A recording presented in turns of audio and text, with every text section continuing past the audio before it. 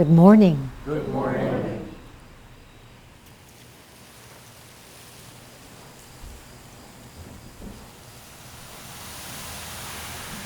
Feel free to turn this way, get a chair, get a lounge, get a bed, whatever, and sit where you can hear. That's always important. I'm going to speak this morning a little bit more about aspiration. Aspiration comes up again and again in our practice. And our sense of timing, clock timing, is truly aspirational. We may think, oh, let's get this schedule down. You know, this is when we'll have kinhin. This is when kinhin will end. This is when. But it never works that way. But we are here at this moment. And when will it end? That's the big question, right?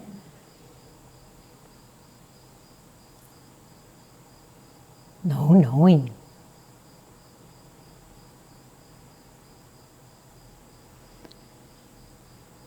So this late summer, we've had the most extraordinary weather. Day after day. Sometimes I think we must be in LA. I've never seen this in central New York. You know, you get a day of sun and then it rains for 5 weeks and then another day of sun.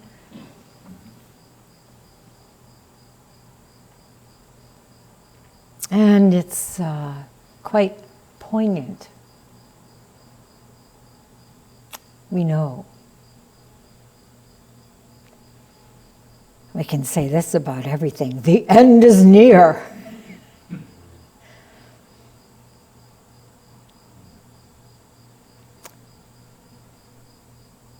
We're just back from a very refreshing time away.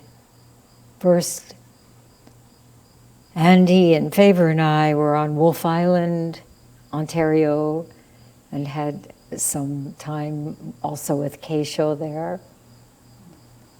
And came back, sat here Tuesday, and then took off again to visit our son Jesse and his wife Amy in Whately, Massachusetts, Western Massachusetts. And the reason for this trip at this time was that a very fine writer named Rachel Kushner was going to read from her new book, Creation Lake, which is longlisted for the Booker Prize. And because Jesse arranged this reading when he was the program director at Odyssey Books, we were able to get a preview copy, and we're really taken with it. The reading was fantastic. The book is such a profound exploration of vulnerability,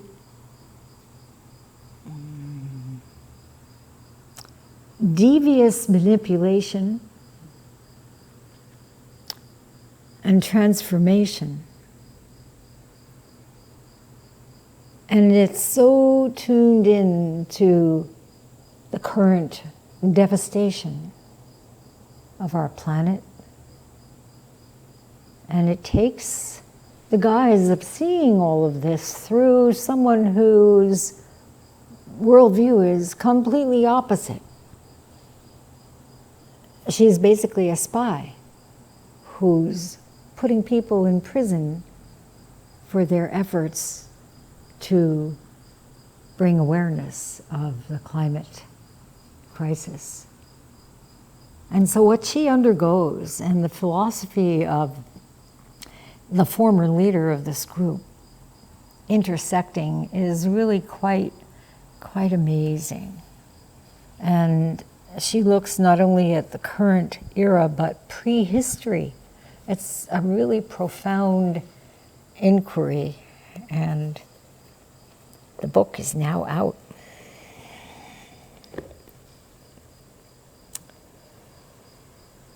So we have a busy fall season beckoning.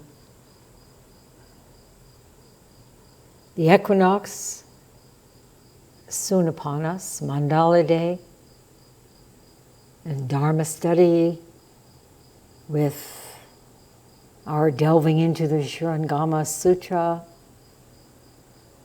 And then in 2 weeks,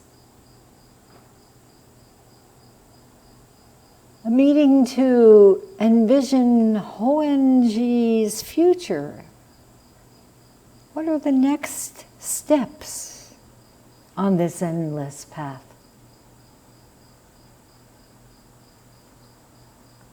And then in October, 8 students will be participating in Jukai at our 52nd anniversary session.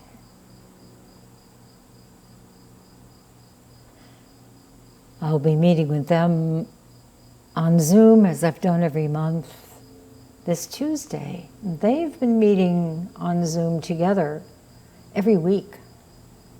And this is quite an extraordinary feeling to see this Sangha within a Sangha growing, eh?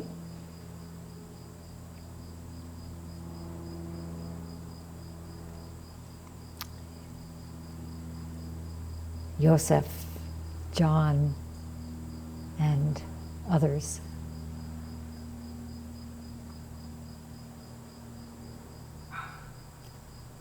And we're also seeing how the Sangha's Thursday nights are bringing such remarkable newcomers and feeling inspired by each other.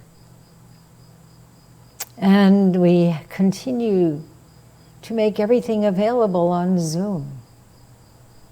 And people who can't be here in person, who live far away or have some physical issues, are right here with us.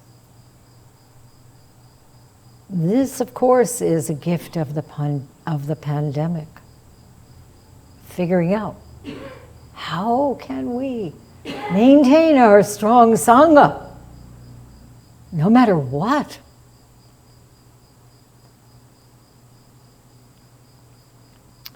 So all of this is based on aspiration, a sense of really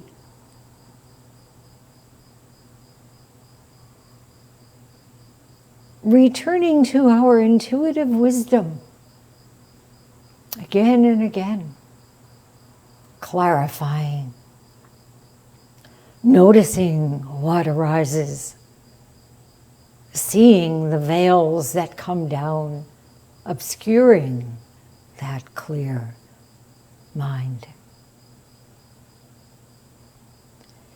And I'm reminded of case 30 of the iron flute, about Emperor Taizong.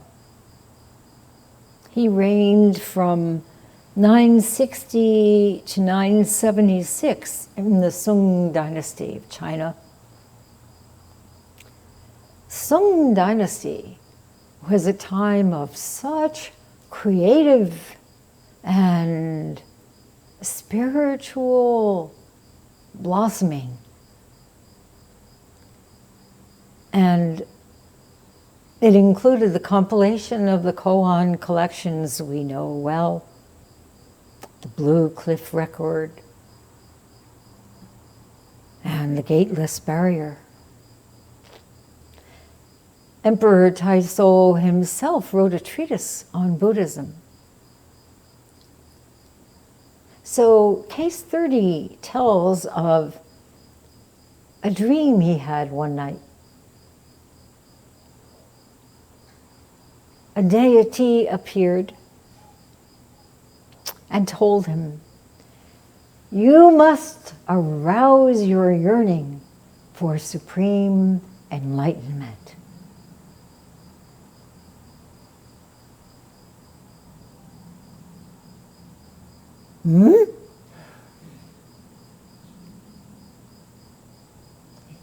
The deity didn't say, "You must wake up." Said, "You must arouse your yearning to wake up." And the next morning, the emperor woke up deeply affected by this.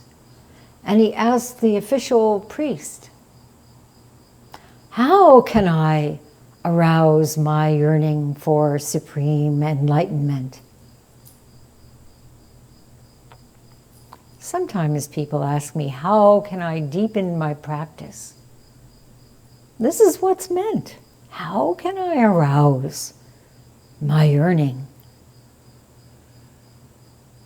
In other words, not my yearning to get something, but my yearning, my aspiration. So he asked the official priest this question, and the priest remained silent.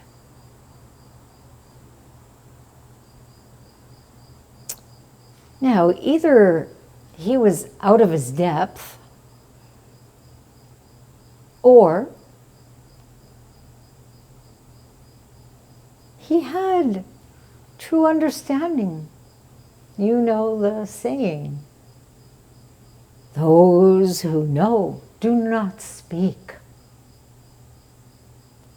Those who speak do not know."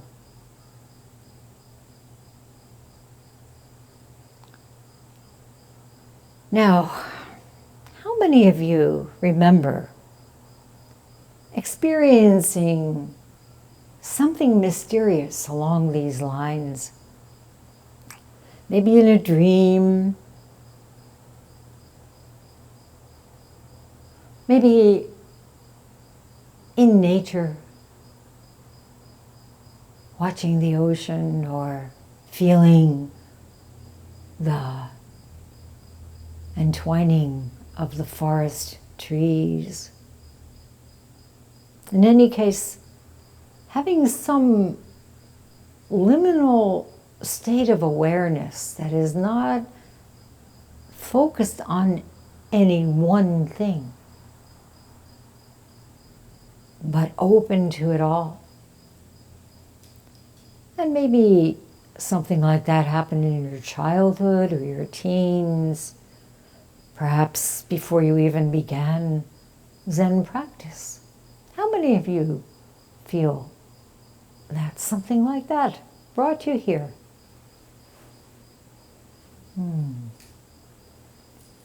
Quite a few.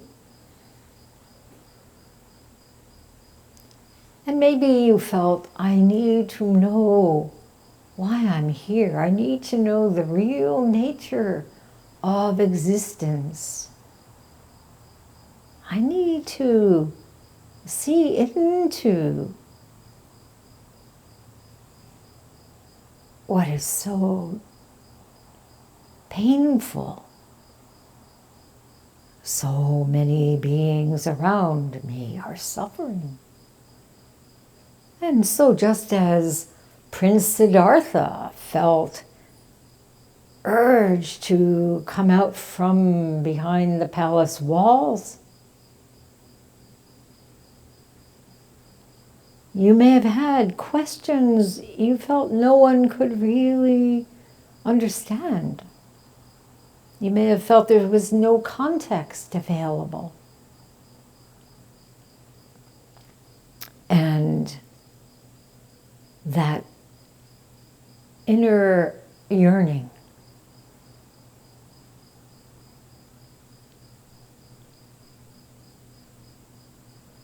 for anything, a kind of purity of yearning brought you. It was aroused.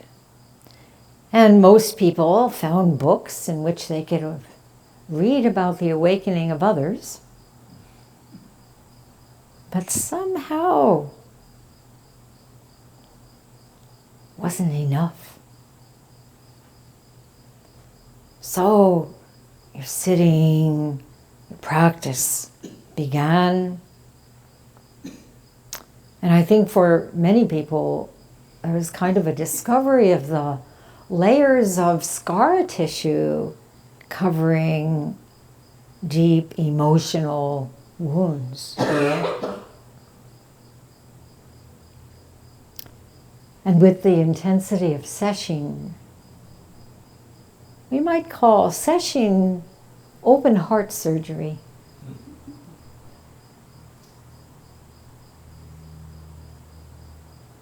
So like Taiso, some of you may also have recalled a dream in which a message lingered after you awakened.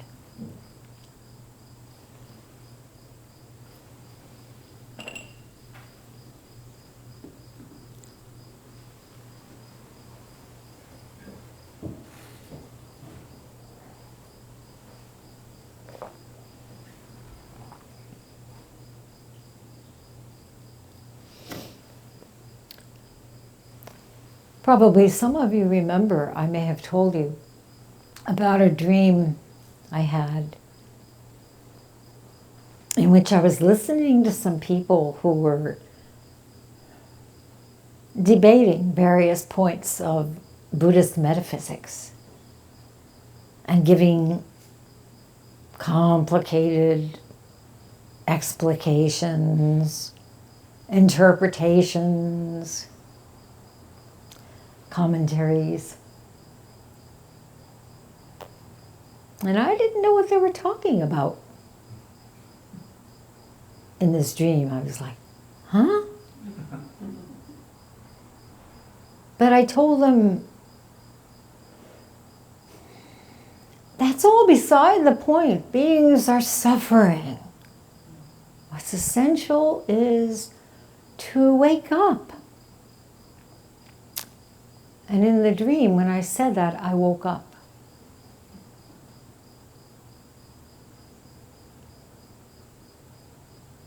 We, I think, tend to think that when we wake up from a dream, we return to reality, right? The alarm clock rings. Oh, I've got to do this and this and this. Take care of business. What's the day going to bring? But what is real? We chanted in Bodhisattva's vow, when I, a student of Dharma, look at the real form of the universe, all is the never-failing manifestation of the mysterious truth of Tathagata. Probably when you chant this, you feel a sense of great relief.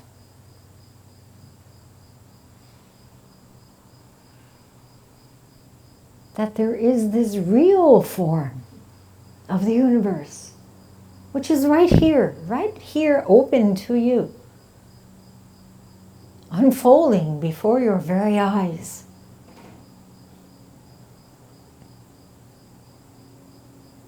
To look at the real form of the universe is to, what? See through appearances, right? When we feel locked in, it's because we are caught in those appearances. And the inner monologue is full of that being caught. Oh, I have to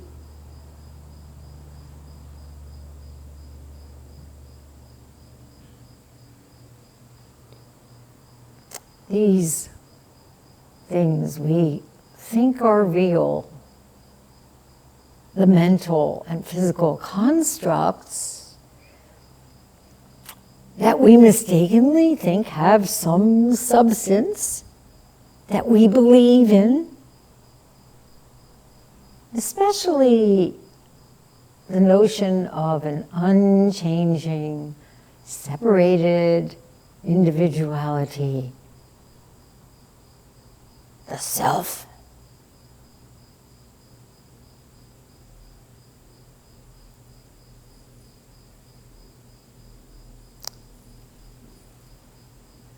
Some of you may remember the cultural visionary poet and founder of the Lindisfarne Association, William Irwin Thompson.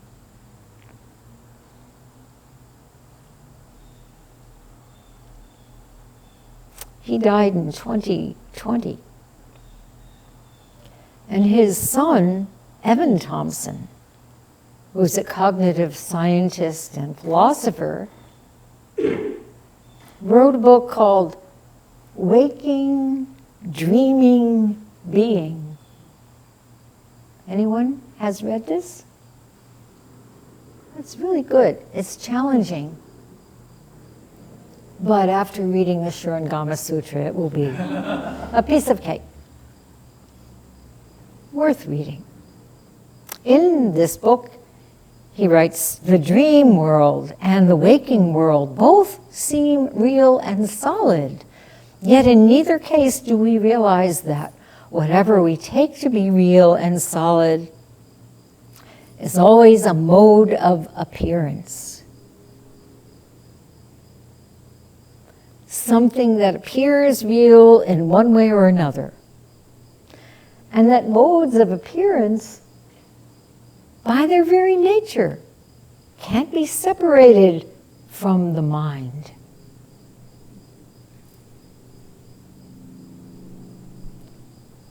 So when we see appearances for what they are, that they are just ever-changing modes of mind, then what?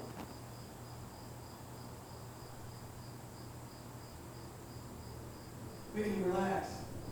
Yeah, we can relax. We don't need to believe in those ever-changing modes, right? That they somehow have an unchanging reality. Of course, typically, we do have some sense that we have to make sense of them. And trying to do that results in all the tales of the unreliable narrator called the self. If we can remember this, that whatever we have come to believe in, the we who believe are unreliable narrators.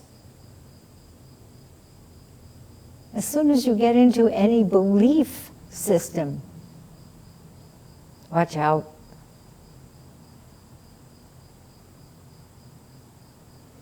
The Buddha says in the Diamond Sutra, the mind should be kept independent of any thoughts that arise in it. If the mind depends on anything, it has no sure haven. And this is why Buddha teaches that the mind of a bodhisattva should not accept the appearances of things when exercising charity. Exercising charity just means encountering what comes up, what is appearing. And this feeling of wanting to alleviate suffering. If we don't accept the appearances, then we really can help beings. Most of the time, we get caught up in their suffering and say, well, if you would only do this, or why don't you follow that? Just to be. Not accepting the appearances. So Thompson also writes, it's not that we deny the conventional reality of the waking world, but rather that we experience a fundamental shift in our understanding of what it means for something to be real. This is the Bodhisattva's vow. This is the fundamental shift of our practice. It's not just something we recite. It's life-changing. And through that shift, we can realize that we can realize that what we have called waking turns out to be what?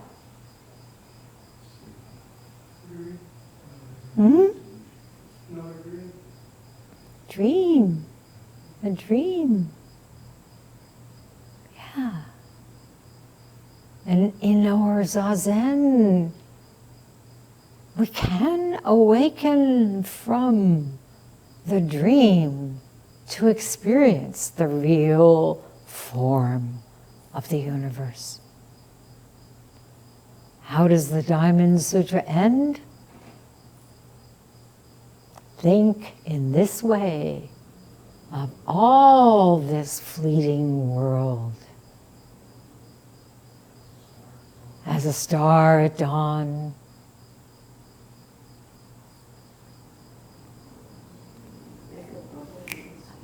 a bubble in a stream, a dewdrop, a flash of lightning in a summer cloud, a flickering lamp,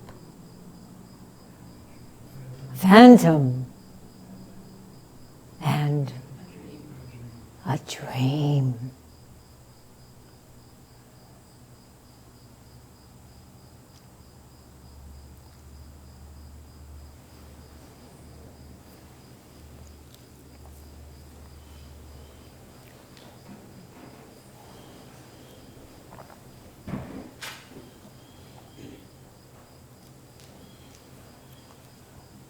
I've been rereading another fascinating book called Notes on Complexity. We may feel, oh, what I really want is notes on simplicity. But this is great stuff. The author is Neil Thies. The subtitle is A Scientific Theory of Connection, Consciousness, and Being. So like Evan Thompson, very important book to delve into the mystery that we are living.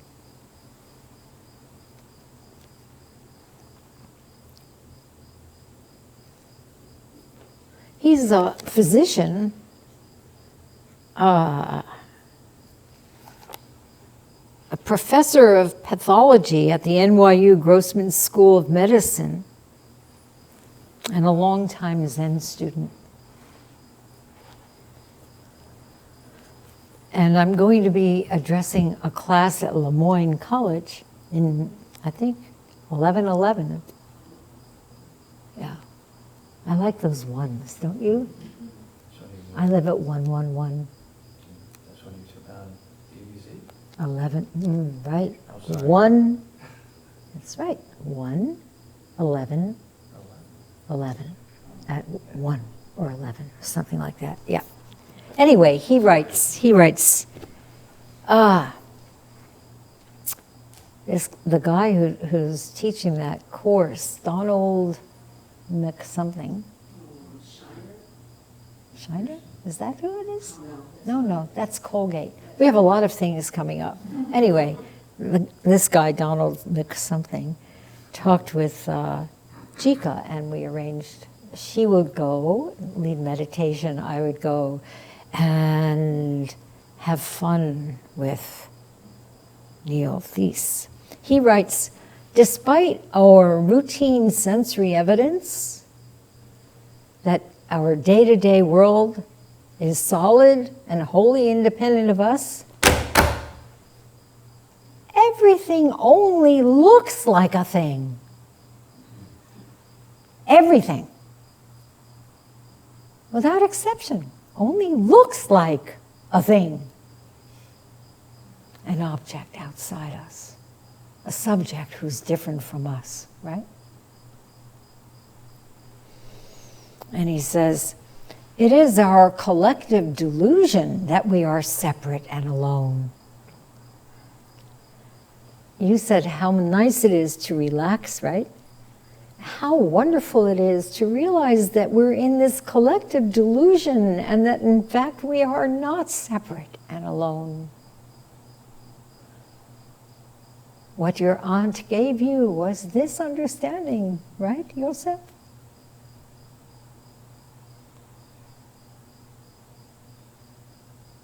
It is our training, he goes on, by neurodevelopment, by instinct, by teaching, that causes us to forget the innocent but not naive sense of connection we carry with us from the womb before we enter into a seemingly independent life.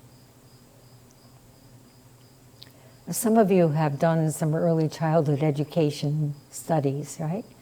And there's a certain point at which that sense of interconnection begins to fade. And we realize we're separate from our mother. We're separate from everyone. And that's the beginning of suffering right there. So he says, innocent but not naive connection. Not naive. What can be unlearned can be relearned. What's he mean by unlearned? Let go. Hmm? Letting it go, these ideas. Can be relearned. Well, I think he's talking about what happens to us through our education, through our neurodevelopment, that we unlearn that inner intuitive connectedness. And so he says what can be unlearned can be relearned. That's what we are relearning, right? In our Zazen, we are relearning this intuitive, natural connectivity that we were born with.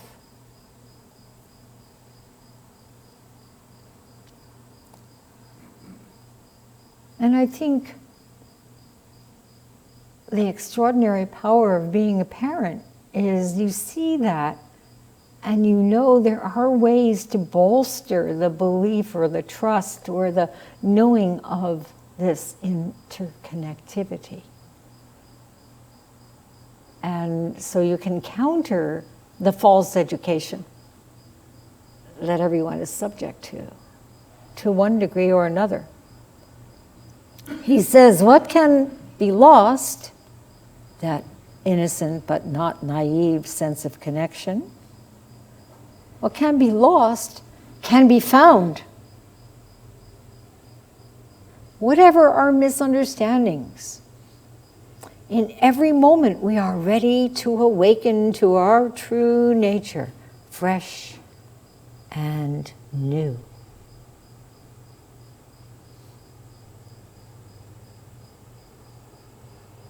So that's really good news, isn't it?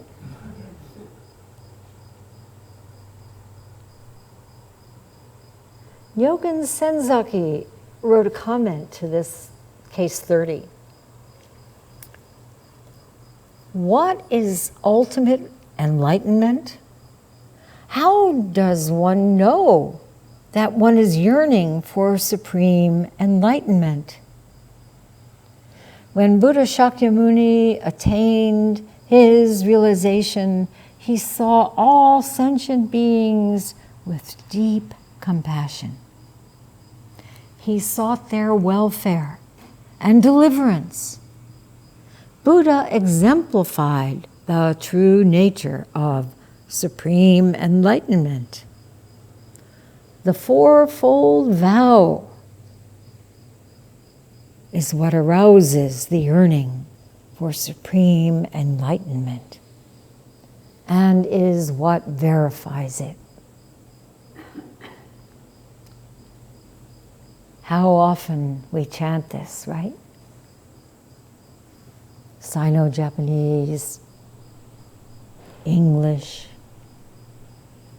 We will again in a moment. And when we really do unite with this fourfold vow,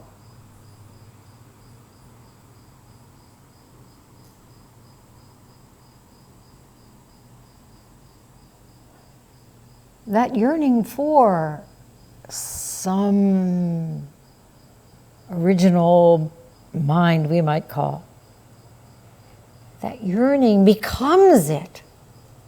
Right there.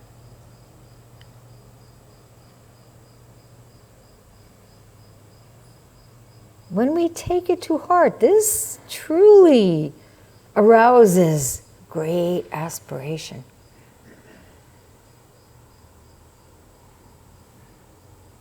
And when we ask this question,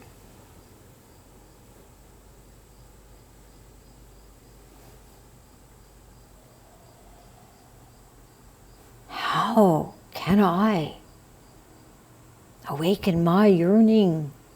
How can I awaken, truly awaken? No official priest can answer. It's not in any book you may consult. You cannot describe it, define it, explain it. What can we do?